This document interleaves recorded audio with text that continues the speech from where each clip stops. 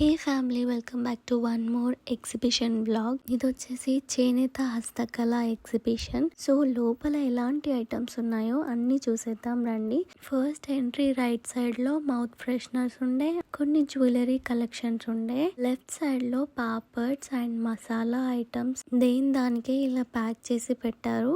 ఆ తర్వాత కొన్ని పిల్లలు ఆడుకునే ఐటమ్స్. దెన్ లోపలికి ఎంట్రీ ఇవ్వగానే రైట్ సైడ్ లో ఈ స్టోర్ లో అస్సాం శారీస్ చాలా స్పెషల్.